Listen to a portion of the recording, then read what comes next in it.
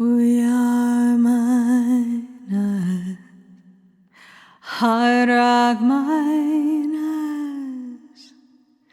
To the shaft house we must go. Oil bottle. On December 26, 2004, a magnitude 9.1 earthquake hit off the coast of northern Sumatra, Indonesia. The earthquake was the third largest ever recorded, lasting nearly 10 minutes and raised tsunamis up to 100 feet high. Along the coasts of the Indonesian Ocean, the tsunamis killed nearly 228,000 people in 14 countries. With the largest loss of life and massive loss of infrastructure, the Indonesian city of Banda, Aceh was particularly hard hit. Subsequent tectonic plate stresses brought about a magnitude 8.7 earthquake on the 28th of March, 2005, near Nias Island, compounding the destruction from the tsunami only 3 months earlier. In between these two events, in early 2005, Rear Admiral Bill McDaniel arrived with the USNS Mercy hospital ship to assist in the relief effort. This is his story. I'm Ivy Tara Blair, and the book is Faces of the Tsunami. Faces of the Tsunami, Chapter 2. I would like to go over some conditions in Banda Aceh, Indonesia when I arrived on about 22 January 2005. The small airport looked sort of like O'Hare Airport in Chicago on a busy day. Planes from all over the world landing and taking off, tents everywhere, materials stacked up and around the airport in profusion and apparent confusion, forklifts running back and forth, moving gear. It was impressive, and the most impressive aspect of it was that the flags of multiple countries were flying everywhere, all seeming to help each other without regard to country of origin. In the Australian tent hospital on the edge of the field, I met medical folks from many countries, all going full blast. I was with an Army officer from the U.S. Embassy in Jakarta, assigned to help my team smooth the way for the arrival and acceptance of the hospital ship USNS Mercy. I had flown from Singapore to the aircraft carrier USS Abraham Lincoln with Dr. Ann Peterson the day before. Landing aboard an aircraft carrier in an arrested landing, as many have seen on TV, is always exciting, and I think that first landing was enough to make the entire trip worthwhile to Anne. Although she was a trifle disappointed. Is that all? I explained to her that for the landing to get more exciting meant that there was a problem, and that kind of excitement we didn't need. Rear Admiral Doug Crowder and his crew made us very welcome. In fact, they were eager for Mercy to arrive so they could get on with their cruise. They had been at sea for many months and had been en route to their home port in Washington state when they had been diverted to help with tsunami relief in early January. They had done phenomenal work, delivering over 6 million pounds of food and water to stricken areas, and taking World Health Organization personnel aboard and flying them over Sumatra each day as they mapped and cataloged the incredible damage to about 125 miles of coastline. I was told that along the Coast Highway 97 bridges had been destroyed. The helo crews from Lincoln and the Marine Amphibious Assault Group and USS Essex had been working at max capacity for 3 weeks at that point and were ready for relief. Anne and I had received extensive briefings the day we arrived, and Admiral Crowder, in accordance with Navy custom, had kept his huge warship stationed about 25 miles out at sea during their maneuvers. While our military customarily responds to disasters all over the world many times a year, we try to do so unobtrusively and depart as soon as other relief organizations and assets show up with the capability of assuming the entire relief effort. We seldom get much publicity about our work, and consequently many folks at home and in the affected country are only vaguely aware of our presence initially, if they have any awareness at all. While I suppose this makes sense in many ways, I do feel we miss a tremendous opportunity for positive publicity in these instances in almost all cases. This actually wasn't the case in Indonesia, though not of our doing. Both of the major newspapers in Singapore and Jakarta wrote many stories about the outpouring of assistance from around the world, but their reporters could not help but note, near the end of each story, that by far the biggest assistance was coming from the U.S., in the forms of the impressive array of warships and helicopters flying around the country.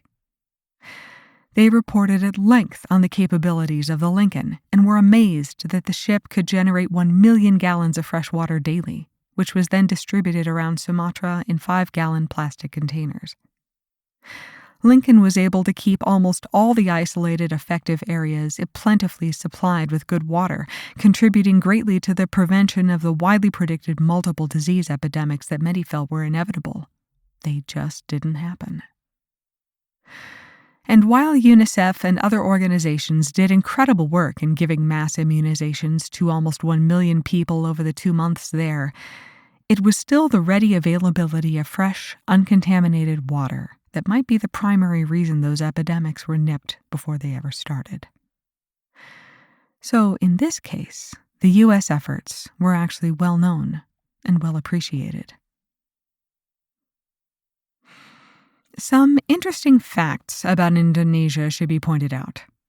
I expect most everyone is aware that there has been a rebel separatist movement in Sumatra for about 30 years, with the goal of separating that island from the rest of Indonesia as a separate nation.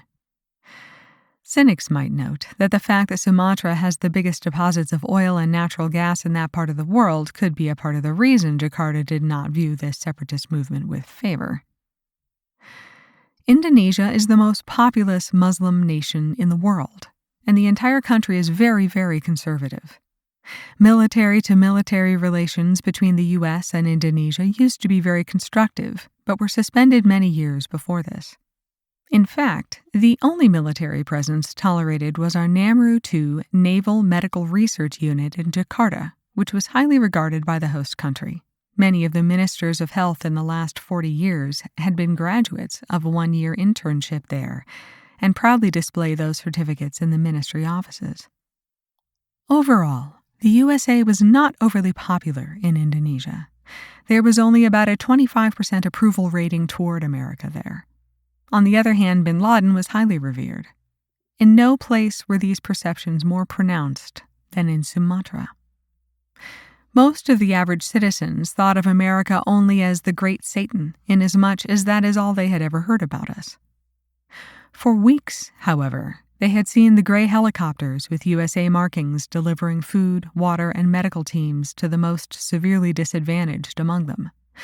So a different attitude might be forthcoming from this. Or not. There are over 17,000 islands comprising Indonesia, about 200 million people, and more languages and dialects than one could count, certainly over 300. And, as everyone knows, Indonesia historically has been subject to the most severe of natural disasters, from the Krakatoa explosion on August 6, 1883, to hurricanes, floods, tsunamis, and earthquake after earthquake. When an overloaded ferry capsizes in the world, odds are good that it is Indonesian. This earthquake was no exception. Indeed, it seemed to follow the natural rules that Indonesia lives under. About 6:58 or 7:58 in Banda, Aceh, on Sunday morning, 26 December 2004, an earthquake measuring about 9.3 shook that part of the world. In fact, it shook the entire world. This was the second strongest earthquake ever recorded in the world, exceeded only by a 9.5 earthquake in Chile in 1960. Experts have some disagreement as to the exact strength of the Indian Ocean earthquake. Estimates range from 9.0 to 9.3. With an epicenter just off Simeulue Island, about 135 miles south of Banda Aceh, conditions were perfect for the development of the most feared aftermath of a suboceanic earthquake, a tsunami. Of interest, however, is that the tsunami did not adversely affect Simeulue Island. Instead, the island rose about 5 meters in height and became several kilometers longer. A 1,200 or 1,600, depending on the source, kilometer-long tectonic shelf, which had been slowly trying to glide up over another tectonic plate, suddenly gave way, slipping about 15 meters in an instant with an upward surge. Water doesn't compress well. In fact, it doesn't. Compress, that is. If there is sudden movement of the land under the water moves up as well, rapidly. Within moments, a 150-foot high wave was generated at the epicenter, with an initial estimated speed of about 500 miles per hour as it moved out northward, spreading both to the east and to the west. Of course, as the water dragged across the ocean bottom, friction slowed it considerably, but it was to impact the shores of Sumatra at speeds approaching 80 miles an hour, and with a height of 60-plus feet. Unofficial reports in Banda Aceh stated that the waves that hit there were as high as 65 feet. There is evidence that the wave towered as much as 100 feet high in some spots in Sumatra. This is somewhat like being hit by a massive freight train traveling at that speed, only much worse. The hilly, forested shorelines of 125 miles of Sumatra were totally denuded of trees up to as high as 150 feet in some places, and any buildings encountered simply vanished. Any rubble was either piled up several miles inland, as in the case of Banda Aceh when the wave finally subsided, or was sucked back out to sea, along with tens of thousands of the people living along that shoreline. And we always discuss only the tsunami, forgetting the incredible power of the earthquake that preceded it, which itself must have caused unthinkable damage and deaths. Those were all obscured forever, however, by the massive onslaught of water we call a tsunami.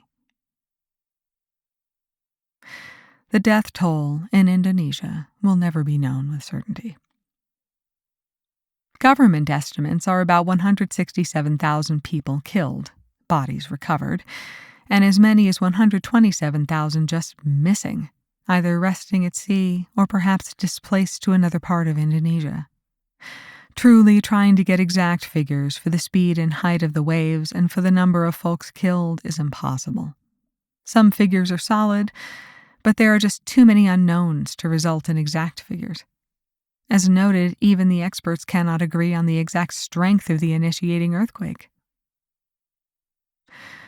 I mentioned before that the entire world was affected. There was not a landmass in the world that did not move up and down at least a centimeter as a consequence of this massive earthquake. Worldwide, there is an earthquake somewhere about every 4 minutes. This one earthquake, however, unleashed more power than all the other earthquakes in the world together over the 5 years preceding it.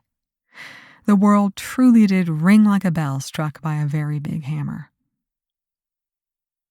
As I worked this mission, I would send an occasional update to email acquaintances back in the States.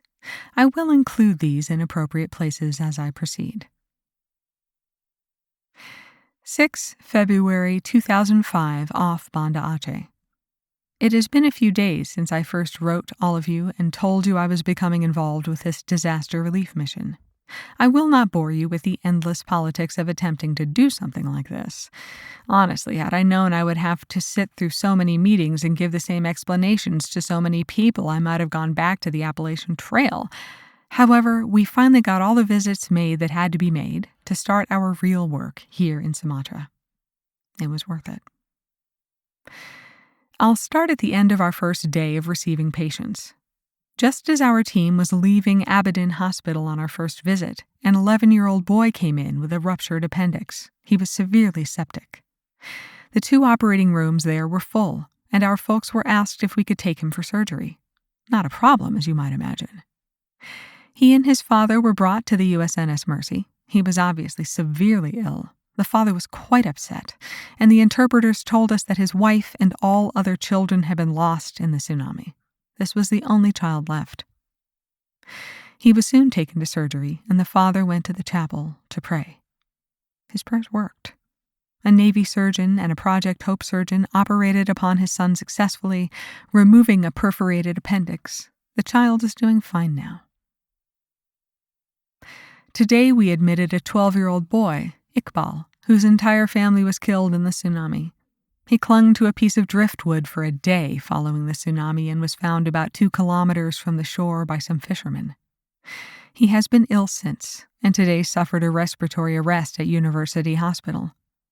We happened to have 30 or so of our folks working there helping to get the facility functional, and one of our helos was on the pad with rotors turning. The child was rushed to Mercy, where he was given intensive treatment by infectious disease and pulmonary doctors. He is on a respirator. He has a chance, but is severely malnourished and has a white count of 85,000. Normal is about 5,000. We have several other patients here, with several surgeries today and multiple surgeries planned for tomorrow. Morale is high on Mercy. The harder the folks work, the happier they seem to be. By that criterion, I should be the most happy by this point. I haven't worked hours this long in many years, and everyone else is working harder. I mentioned the university, Aberdeen Hospital, where we are concentrating most of our efforts. The tsunami came through and filled all the rooms of this huge 1-story teaching hospital with 8 feet of mud and water. All the staff and patients in the facility died. Every one. That was 400 patients and about half the 900 staff, and since then only about 200 staff have reappeared. No one knows where the rest are. The director, Dr. Roos, is an amazing man. He lost his entire family and home, yet was back at the hospital directing cleanup efforts the next day. He has stayed at it since then. Maybe this is his therapy for such a loss. He is remarkable. I enjoy talking with him. The Australians, Germans, Belgians, New Zealanders, and Russians have all done a tremendous job in helping rehabilitate this facility. Many feet of mud and many bodies have been removed. Wards are back in use. We are now at 150 beds, down from the original 450, but better than no beds at all. All equipment has been destroyed. A formerly new CT scanner is now a coffee table. 3 dialysis units gone. Everything was buried under many feet of dark, smelly, foul mud. As I noted, we are concentrating our efforts here, where we think we will have a lasting effort for years to come. Project Hope doctors work with us, and they are going to seek sources of donations and partnering. I have not seen a more deserving facility, nor a more deserving director. I find it almost impossible to describe the scene within miles of the beach. You all have seen pictures, but the pictures are not big enough. The catastrophe is almost unimaginable. You drive out to where the shoreline is now and look around. It looks like something from a movie about the end of the world. I have pictures, lots of pictures. What I can't capture on film is the smell. Thousands and thousands of bodies have been removed, but many more remain. Buildings that collapsed in the earthquake have not been touched, nor those in them. No one is out there. They are all dead. A few people look. Yet, life only a few miles away goes on at a frantic pace. The people are delightful, nice, open, and apparently happy to see us. No anti-American spirit evident here. Traffic is impossible. Every driver seems to think he is on a qualifying run for a Grand Prix event, especially the daredevils on mopeds. Maybe they have seen so much death and destruction that they feel like nothing can touch them. Or maybe they just get on with life. There is little alternative after all. By the way, I got my hair cut before Mercy arrived by a 26-year-old Aceh barber. He spoke perfect English, oddly enough. This little-known part of Indonesia teaches English in its schools. Amazing. And, incidentally, he has a non-union of a femur fracture. He deserves to be well, so we try to remedy that problem. Shoot, you gotta take care of your barber. I wish you could all be part of this. Maybe, if I'm any good at all, I can allow you that wish with these notes. Bill McDaniel, M.D., Major General Harold Timbo, Master of the Mercy Nate Smith, and Rear Admiral Bill McDaniel.